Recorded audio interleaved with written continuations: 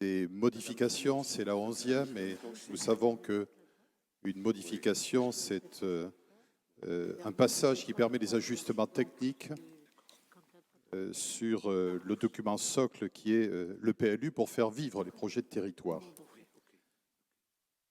Je voudrais rappeler que le PADD, ça a été dit, qui définit les orientations stratégiques et politiques de chaque territoire et de la métropole est déjà au niveau des ambitions qui sont affichées dans cette délibération. Il faut rappeler aussi qu'en 2014, nous avons voté au CISDO un nouveau schéma de cohérence territoriale.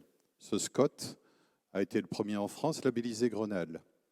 Et il s'est caractérisé par une réduction considérable des enveloppes urbaines, qu'il s'agisse de Bordeaux Métropole ou de l'ensemble des polarités des communautés de communes du CISDO.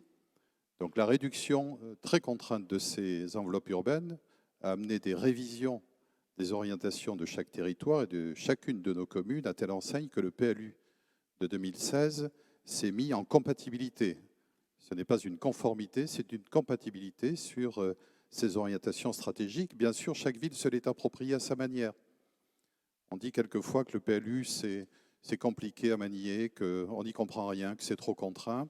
En réalité, ça dépend du niveau d'appropriation de chaque ville. Et dans certaines villes, ça ne pose pas de problème. Parce que les outils techniques, au-delà du langage et de la reformulation des choses, les outils techniques sont là pour se caler sur chaque ambition de chaque ville, de chaque quartier, pour obtenir les morphologies souhaitées. Donc de ce point de vue-là, il y a une nécessité de réappropriation, mais ça incombe à chaque ville. Je redis, je pense que cette délibération reformule ce qui est déjà dans le socle du PLU. C'est vertueux, c'est intéressant, mais ce n'est pas suffisant. Je veux prendre deux exemples. La première, c'est la question foncière pour atteindre l'objectif de production de logements. On y reviendra plus tard, mais en 2020, il y a un déficit de 30% de production de logements. C'est énorme. Ça veut dire que nous ne sommes pas au niveau des ambitions affichées. On ne pourra pas durablement incriminer la crise sanitaire pour dire qu'on n'a pas pu atteindre l'objectif. Donc, le volet qui est déjà intégré des ambitions environnementales ne soit pas caché ce qui nous attend en matière d'utilisation des sols. Et notamment, assistera-t-on à un conflit entre l'imperméabilisation d'un côté et l'obligation de production de logements? Il faudra trancher ce débat. Pierre Urmic évoquait hier l'établissement public foncier qui a été mis en place tardivement. Je voudrais dire que ce n'est pas le seul instrument, et de loin. Et que si, sur de grandes emprises urbaines, l'EPF peut jouer un rôle d'anticipation, de maîtrise pour éviter l'augmentation de la valeur foncière, au fond, c'est le problème de chaque ville. Et je peux témoigner que le PLU est un excellent outil pour sanctuariser des sols pour l'avenir, pour les maîtriser, de façon à pouvoir atteindre l'objectif. Donc, je me pose la question dans cette délibération de la place faite au logement et de cette ambiguïté qui peut exister entre la surqualification qui existe déjà et que personne ne reniera des précautions environnementales, la préservation de la trame verte et bleue, de la préservation de l'environnement, parce que ce sont des choses qui sont déjà prises en compte, et de la nécessité de mettre de côté des emprises urbaines pour favoriser l'accès au logement.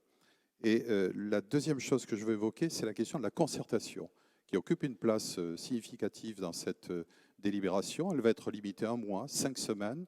Dans les conditions actuelles où le public n'a que peu accès à la donnée publique, je trouve qu'elle est trop réduite.